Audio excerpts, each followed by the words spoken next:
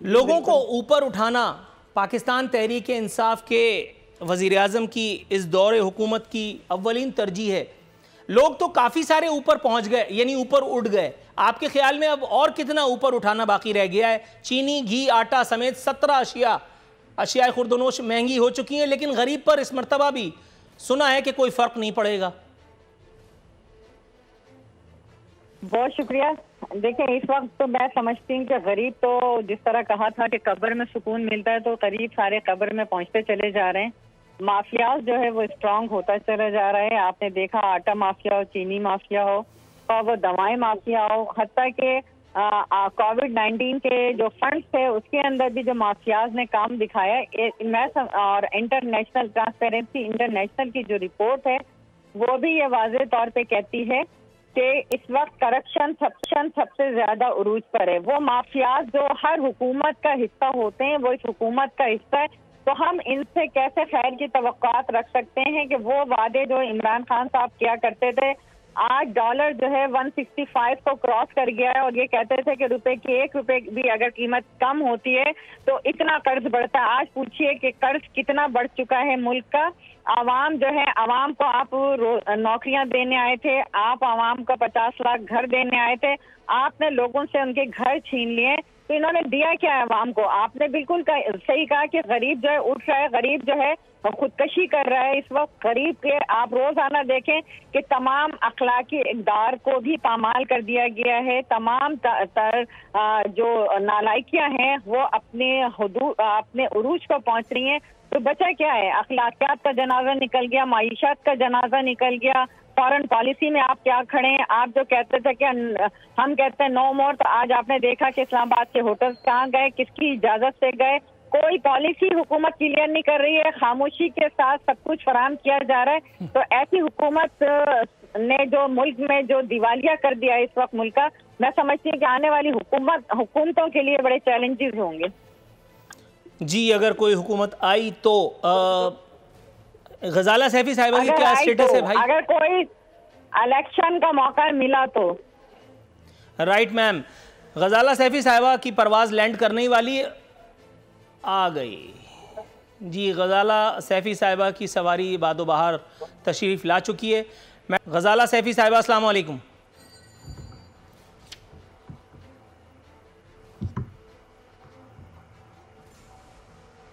Madam अस्सलाम वालेकुम।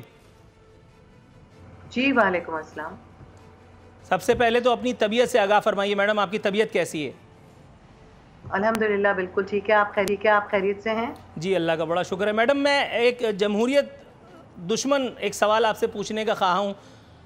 पूछना ये था कि लोगों को ऊपर उठाने की तड़ी, मेरा मतलब है कि उनको कहा है कि लोगों को ऊपर उठाना हमारी अव्वलीन तरजीह है।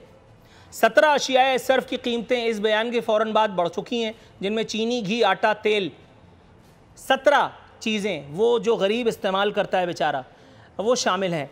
मैडम, डायरेक्ट अगर बुलडोज़र ही फिरवा दिया जाए तो बेहतर ना होगा? ये गरीब को धमकियां दे करके और उसके बाद फिर ऐलान पर अमल दरामद, गरीब बेचारा रह रह करके मर रहा है। एक साथ ही अगर क़िताल फरमा दिया जाए। ये सवाल है आपका? वैसे तो ये मेरा तज्जिया है, लेकिन आप इसे सवाल समझें। मेरे ख्याल में आपका तज्जिया जो है वो किसी हद तक सही है, किसी हद तक सही नहीं है, क्योंकि जो अवाम है वो जानते हैं कि उनको किसने धकेला है मुश्किलात में। और ये जो 3 साल का अरसा गुजरा है, जिसके अंदर आपको पता है कि जो भी हालात थे जिस पे से गुजर के हम आगे बढ़े हैं, उसमें हमने सबसे ज़्यादा जो कोशिश की है वो आम आदमी के हालात बेहतर बनाने की कोशिश की है।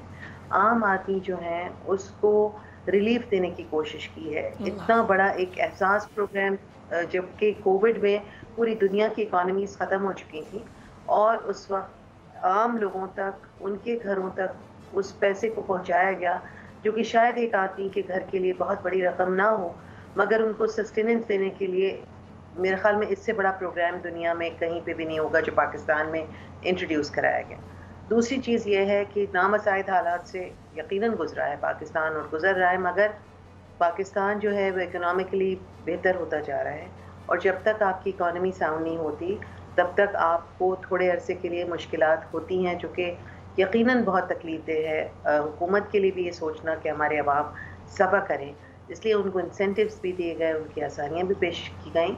और उसके अंदर आइंदा के लिए, फ्यूचर के लिए भी ये है कि जो ट्रिकल डाउन इफ़ेक्ट की बात होती थी कि जी अगर ट्रिकल डाउन इफ़ेक्ट का मतलब ये कि 20 साल तक एक जैसी अगर इकॉनमी रहे और ऊपर की तरफ जाती जाए, तब जाके आम इंसान की ज़िंदगी में तब्दीली आती है। मगर कोशिश ये की गई है कि आम इंसान की ज़िंदगी में उससे पहले कि ट्रिकल डाउन इफ़ेक्ट हो और कंसिस्टेंट हो इकॉनमी और ऊपर की तरफ जाए, आम आदमी के हालात भी उसके साथ साथ बेहतर करने के लिए जो इंसेंटिव्स और कोशिश की गए हैं, जिसमें आम जो बड़े बैंक्स हैं वो पहले कभी भी माइक्रो फाइनेंसिंग नहीं करते थे, माइक्रो फाइनेंसिंग करने की कोशिश की मैडम गई थोड़ा है। सा तवक्कुफ कीजिएगा, अनफॉर्चुनेटली मैं इतनी तालीम हासिल कर नहीं सका कि मैं इतनी मुश्किल बातें थोड़ी सी हज़म कर सकूं।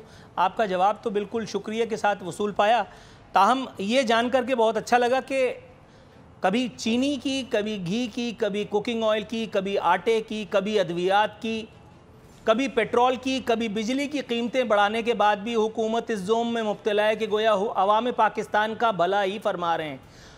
हर वो हंटर, हर वो कोड़ा, हर वो चाकू जो आप अवाम के सीने में घुसा रहे हैं, हर वो वार जो अवाम को आप अवाम पर कर रहे हैं, अगर उसका नतीजा यही कह करके दे दिया जाए कि ये नवाज़ शरीफ की वजह से है और ये आसिफ अली ज़रदारी की वजह से, और उसके बाद फिर कहा जाए कि 3 सालों तक हमें मुश्किलात रहीं लेकिन अब दौर खुशगवार होना शुरू हो जाएगा, तो फिर आदमी कालू इन्ना लिल्लाहि व इन्ना इलैहि राजिऊन नहीं पढ़ सकता है। क्योंकि जो काम 3 साल में नहीं हुआ वो काम मेरा ख्याल है अगले 2 साल में हो पाएगा। ये खुद एक सवाल है, आप थोड़ा सा तहम्मुल रखिए। मैं आपकी तरफ आता हूँ मैडम। कैसर अहमद शेख साहब, सर इंतज़ार की ज़हमत में मुब्तला रखने के लिए अज़हद माजरत चाहता हूँ, लेकिन सर अगर आप सुनते नहीं तो आपको कैसे पता चलता कि बिजली, गैस, अद्वियात की, चीनी, घी, आटे, तेल की कीमतें बढ़ा करके आवाम को रिलीफ पहुँचाने की कोशिशें हो रही हैं। सर इसी तरह का रिलीफ आपके दौर में जब आवाम को पहुँचाया जा रहा था आपकी हुकूमत की जानिब से, तब तो कराची, लाहौर, इस्लामाबाद और पता नहीं मुल्क के मुख्तलिफ हिस्सों की सड़कें घेर करके और बाकायदा शोर मचाया जाता था, लेकिन अब उन्हीं बातों का जवाब ढूंढा जाता है। कैसा लगा इक़्तिदार की ये मजबूरी देख करके? नूरुल आरफीन सदीकी, आपकी आवाज़ बिल्कुल मैं नहीं सुन सका, आवाज़ में काफ़ी डिस्टर्बेंस है। मैं जो पहले थोड़ी सी बातचीत हुई उसको मैंने सुना। अब देखिए ना, इसमें तो कोई शक ही नहीं है, जो कोई हालात हैं, जो दिगरगूं इकानमी की मईशत की सूरत है, रोज़ बरोज़ चीज़ों के दाम बढ़ रहे हैं। ये प्राइम मिनिस्टर साहब कहते थे अभी हमने कंट्रोल कर लिया है, अब देखिए कि चीनी का भाव और नहीं बढ़ेगा। मैं आपको बताऊं कि जो डॉलर इन्होंने पिछले 3 महीने में तकरीबन 10% डॉलर कोई 153 से 167 हो गया, 14 रुपये बढ़ गया। तो हर चीज़ इंपोर्टेड जो इंपोर्ट हो रही है, घी पर्टिकुलर और आटा और चीनी और सब चीज़ें, क्योंकि बाहर से तल्लक होता है, बाहर की प्राइस से उसका तल्लक है। तो ये अब जब डॉलर बढ़ेगा तो एक बड़ा नया सिलसिला महंगाई का शुरू होगा। अभी आप इसको रो रहे हैं, अभी अगले 3 महीने में देखिएगा क्या होता है। क्योंकि मैं एज अ बिज़नेसमैन आपको कह सकता हूँ कि कोई चीज़ भी बाहर से, एक तो इंपोर्ट बढ़ गई है, 3 गुना हो गई है एक्सपोर्ट से। ये पहली बार पाकिस्तान की तारीख़ में हुआ है कि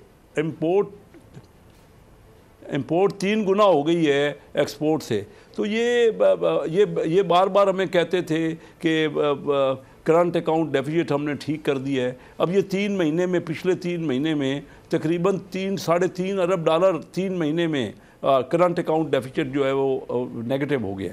तो कोई भी इनकी चीज़, क्योंकि इनको पता तो है नहीं, इनको मालूमात नहीं और ना ही ये हैंडल कर सकते हैं, ना इनके हाथ से कुछ गुजरा है। और जो लोग इनके हैं वो सारे जो है वो टेक्नोक्रेट टाइप के लोग हैं, वो ज़मीनी हक़ाइक़ से वाकिफ़ नहीं हैं, उनको लोगों की मुश्किलात तो पता ही नहीं है, वो तो बातें कर देते हैं और फिर इनको खुद परेशानी होती है। अब ये कह रहे थे जब तक टैक्स नहीं दोगे तो मुल्क आगे नहीं बढ़ेगा। तो इन्होंने तो खुद कहा था कि हम टैक्स जो है वो 4000 की बजाय 8000 अरब कर देंगे। तो क्या बना उसका? 3 साल गुजर गए, क्या हुआ उसका? सिर्फ 20-25% 3 सालों में टैक्स बढ़ा है और रुपए का दाम जो है वो 40% डॉलर से डिवैल्यू हो गया। सब्सक्राइब करें और बेल दबाएं ताकि कोई खबर रह न जाए।